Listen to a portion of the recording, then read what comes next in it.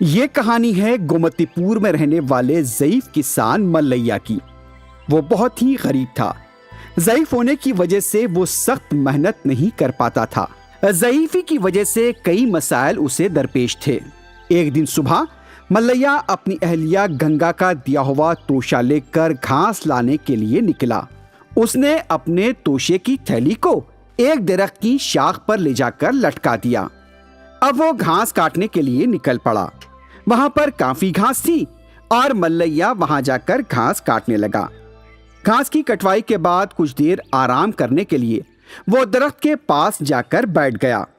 अचानक वहां रहने वाले बंदरों को मल्लैया के तोशे से रोटी की खुशबू आने लगी।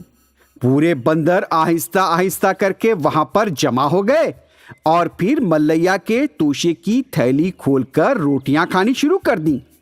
ज़ईफ मल्लैया बेबसी से बंदरों को रोटी खाते देखता रह गया। मल्लैया को एक ही जगह पर बैठे देखकर बंदर उसे मुजस्समा समझने लगे। अब उसके अतराफ वो जमा हो गए और मजा लेने लगे, लेकिन मल्लैया ने कोई हरकत नहीं की। कुछ देर बाद बंदरों ने आपस में बात की और मल्लैया को देखकर वो मजा भी लेने लगे। इसके साथ साथ पूरे बंदर मल्लैया के आसपास जमा हो गए और वहां पर रक्स करने लगे। इस दौरान भी मल्लैया खामोश बैठा रहा। उसने कोई हरकत ही नहीं की। बंदर ये देखकर ताज्जुब कर रहे थे कि आखिर ये है क्या माजरा।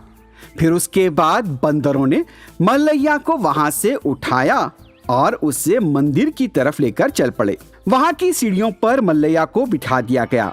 बंदर वहां से कुछ देर के लिए गए और अपने साथ सोने की अशरफियां ले आए। उन्होंने सोने की अशरफियां मल्लैया के सामने रख दी और फिर वहां से चले गए। मल्लैया बंदरों के जाने तक आंखें बंद करके मुजस्समे की तरह बैठा रहा। जब बंदर नजरों से ओझल हो गए, मल्लैया उनकी हरकतों को याद करके हंसने लगा। वो सोचने लगा कि काफी अरसे के बाद किस्मत उस पर मेहरबान हुई है। वो बहुत खुश हुआ और सोने की अशरफियां लेकर घर चला गया। जब वो घर पहुंचा तो उसके हाथों में घास नहीं थी बल्कि एक थैली थी। उसकी अहलिया परेशान हो गई और उससे पूछने लगी, तुम सुबह घास लाने गए थे, शाम होने के बाद आए हो, फिर भी खाली हाथ आ गए। आखिर क्या हुआ, घास क्यों नहीं लाए? मल्लैया जो बहुत खुश था अपनी अहलिया से कहने लगा, गंगा, इस उम्र में किस्मत ने हमारे घर पर दस्तक दी है। मल्लैया ने अपनी अहलिया को पूरा माजरा सुनाया। गंगा बहुत खुश हुई और कहने लगी, मुझे तो लगता है कि वो आम बंदर नहीं है, हमारे लिए तो वो सोने के बंदर है। शायद उनसे हमारा कोई रिश्ता है। अपनी अहलिया की बात सुनकर मल्लैया ने कहा, मुझे भी लगता है कि तुम जो कह रही हो वो सच है। हकीकत में हमारे लिए वो बंदर सोने के हैं। इन अशरफियों को फरोख्त करके हम आराम से जिंदगी गुजारेंगे। एक दिन उनकी एक पड़ोसन गंगा से मिलने आई। उसने देखा कि गंगा के घर का नक्शा तो बदल गया है। पड़ोसन कांता को कुछ समझ में नहीं आया। उसने गंगा से पूछा, गंगा, क्या बात है?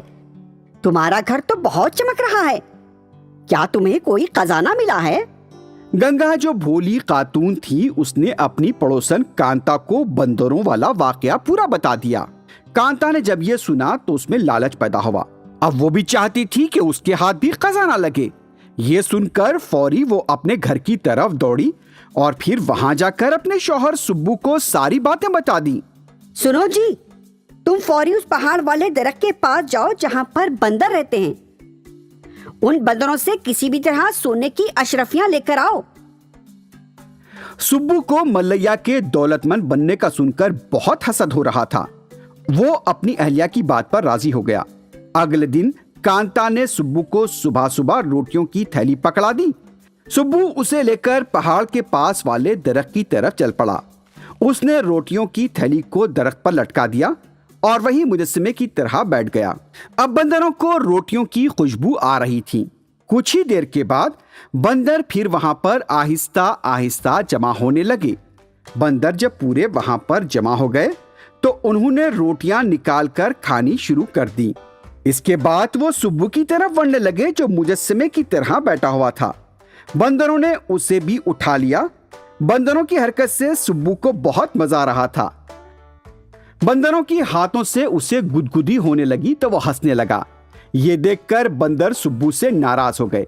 सुब्बू की हंसी बंदरों को बर्दाश्त नहीं हुई और उन्होंने गुस्से में आकर उसे जमीन पर पटक दिया और उसकी पिटाई भी करने लगे। फिर उन्होंने उसके जिस्म को नोच डाला और वहां से भाग गए। सुब्बू ऊपर वाले का शुक्र अदा करते हुए घर लौट आया कि वो बच गया है।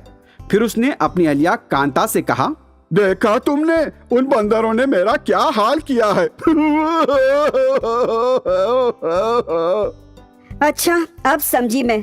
अच्छे लोगों की अच्छी किस्मत होती है। मल्लैया और गंगा के लिए वो सोने के बंदर थे और हमारे लिए वो खतरनाक साबित हुए। इस वाक़े के बाद कांता और सुब्बू ने फिर किसी से हसद न करने का अहद किया। उनके पास जो भी था उससे वो खुश रहने लगे। घर में जो पकता वो उसे खुशी खुशी खा लिया करते और खुशहाल रहते। ये कहानी है नरसापुर गांव के जमींदार चमन की। वो 60 साल का था। उसकी अहलिया 2 साल पहले वफात पा चुकी थी। चमन का फर्जंद राघव और बहू संध्या उसकी अच्छी तरह से देखभाल किया करते थे। बहू और बेटे की खिदमत से चमन बहुत खुश था। एक दिन जब चमन गहरी नींद में था, जोर की आवाज उसे सुनाई दी। वो नींद से बेदार हुआ, लेकिन उसे कमरे में कोई नजर नहीं आया। जब उसने गौर से देखा तो उसे महसूस हुआ कि आवाज छत से लगे तापदान से आ रही थी। कौन है वहाँ? सामने आओ। उसी वक्त एक नन्हा सा भूत तापदान से नीचे कूद पड़ा। उसे देखते ही चमन डर से कांपने लगा।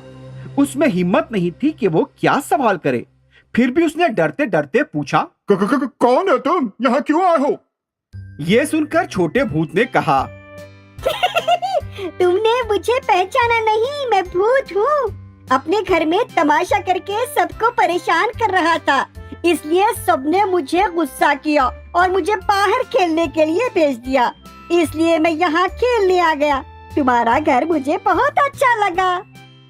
ये सुनकर चमन ने कहा, तुमने बहुत अच्छा किया, लेकिन मैं इस उम्र में तुम्हारा यह शोर बर्दाश्त नहीं कर सकता। तुम पड़ोस के घर में जाओ, वहाँ बड़ा तापदान है, वहाँ खेल सकते हो। मैं तुम्हें कोई नुकसान नहीं पहुँचाऊंगा। तुम सोना चाहते हो तो सो जाओ। ठीक है, जैसा तुम्हारी मर्जी। जमींदार चमन क्या करता, पलंग पर जाकर सो गया। फिर नन्हा भूत तापदान पर चढ़कर खेलने लगा, लेकिन उसके शोर शराबे से जमींदार की नींद उड़ गई। चमन ने नन्हे भूत से कई बार शोर शराबा न करने की दरखास्त की, लेकिन उसने उसकी एक ना सुनी। और फिर सुबह होने से पहले नन्हे भूत ने टांग खींचकर चमन को नींद से उठा दिया और उससे कहने लगा, तुम्हारे घर में खेलने से मुझे बहुत मजा आ रहा है। मैं आज रात फिर आऊंगा। ये कहकर नन्हा भूत गायब हो गया। सुबह होते ही चमन ने अपने फर्जंद और बहू को बुलवाया और उन्हें रात का माजरा सुनाया। ये सुनकर राघव कहने लगा, मैं हर लिहाज से आपसे छोटा हूँ, लेकिन हकीकत में भूतों का कोई वजूद नहीं होता है। ये सिर्फ आपका ख्याल हो सकता है। नहीं बेटा, मैंने सिर्फ भूत को देखा ही नहीं, बल्कि उससे बात भी की है। मैंने उसे कई बार शोर न करने को कहा, लेकिन उसने मेरी एक न सुनी और रात भर शोर करता रहा। बाबा, एक काम करते हैं, आज रात हम आपके कमरे में सो जाएंगे और आप हमारे कमरे में। चमन अपनी बहू की बात पर खुशी से राजी हो गया। उस रात वो अपने कमरे के बजाय अपने फर्जंद और बहू के कमरे में जाकर लेट गया। जब उसे नींद लग रही थी, अचानक कुछ हंसी की आवाजें आने लगी।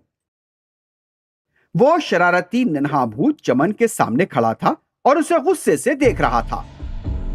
मैंने तुमसे कहा था कि मैं रात फिर खेलने के लिए आऊंगा, लेकिन तुम दूसरे कमरे में क्यों आ गए? अरे मेरी मर्जी, मैं जहाँ चाहूँ वहाँ पर सो सकता हूँ। नहीं, तुम्हारे कमरे में ही तुम्हें सोना होगा। तुम्हारे सामने मुझे उस तापदान में खेलने से बहुत मजा आता है। जल्दी जाओ, तुम्हारे बेटे और बहू को अपने कमरे में जाने के लिए कहो। नहीं, मैं इसी कमरे में सोऊंगा। तुम्हें जो करना है कर लो। देखो, अगर तुम ऐसे ही अपनी जिद पर अड़े रहोगे तो मैं पूरे गांव का कचरा लाकर तुम्हारे कमरे में फेंक दूंगा। नन्हे भूत की इस बात पर चमन डर गया और उसने वैसे ही किया जो नन्हा भूत चाहता था। चमन ने जब अपने बेटे और बहू से कहा कि वो अपने कमरे में ही सोना चाहता है तो दोनों अपने कमरे में चले गए। फिर रात भर नन्हा भूत और भी शोर शराबा करता रहा। उस रात भी चमन को नींद नहीं आई। सुबह होने से पहले नन्हा भूत ये कहकर चला गया कि वो रात में फिर आएगा। जैसे ही नन्हा भूत घर से गया, चमन ने अपने फर्जंद और बहू को सारी बातें बता दी।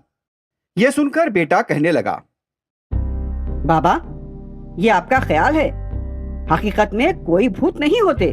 बाबा फिक्र न करें, अगर वो भूत कचरा लाकर हमारे घर में फेंकेगा तो मैं सफाई कर दूंगी। आप हमारे कमरे में आराम से सो जाइए, आपको कोई परेशानी नहीं होगी। मैं पूरी तरह से संभालूंगी, आप फिक्र मत कीजिए। बहू की बात सुनकर चमन को कुछ राहत मिली। वो नन्हा भूत फिर रात को चमन के घर आया और उसे धमकाने लगा, लेकिन चमन डरा नहीं। नन्हा भूत चाहता था कि अपनी मर्जी के मुताबिक वो इस घर में आए और जाए। देखो, मैं तुम्हारे घर में कचरा लाकर फेंक दूंगा। कोई बात नहीं, मेरी बहू उसे साफ कर देगी, तुम्हें जो करना है करो। ये सुनकर नन्हा भूत नाराज हो गया। फौरन उस नन्हे भूत ने कुछ मंत्र पढ़े और फिर चमन का होलिया इख्तियार कर लिया और फिर उस दरवाजे को जाकर खटखटाया जहाँ पर राघव और संध्या सो रहे थे। आवाज सुनकर राघव नींद से बेदार हुआ। क्या हुआ बाबा, आपने मुझे निश्चप उठा दिया? क्या भूत ने फिर कोई धमकी दी है? ऐसा कुछ भी नहीं है बेटा, इस कमरे में मुझे ज्यादा आराम मिलता है, तुम्हारे कमरे में मुझे नींद नहीं आ रही है। फिर नन्हे भूत ने चमन को उठाकर उसके कमरे में लिटा दिया और फिर ताबदान के पास जाकर शोर करने लगा। उसके शोर से चमन को नींद ही नहीं आ रही थी। वो उठ बैठा और सोचने लगा कि आखिर उसके साथ ये क्या हो रहा है। आखिर तुम मुझे इस तरह क्यों सता रहे हो? मैंने तुम्हारा क्या बिगाड़ा है? कब मेरा पीछा छोड़ोगे? मैंने तुमसे पहले ही कहा था कि मैं तुम्हें नुकसान नहीं पहुंचाऊंगा। मैं सिर्फ तुम्हारे घर के तादान पर ही खेलना चाहता हूँ और तुम्हें इस कमरे में ही सोना पड़ेगा। नन्हे भूत ने रोज की बात दोहराई। चमन बहुत उदास हो गया और फिर पलंग पर बैठकर सोचने लगा। नन्हा भूत छत से लटककर और भी शोर करने लगा। Please watch and subscribe to our channel and don't forget to tap the bell icon. Thank you.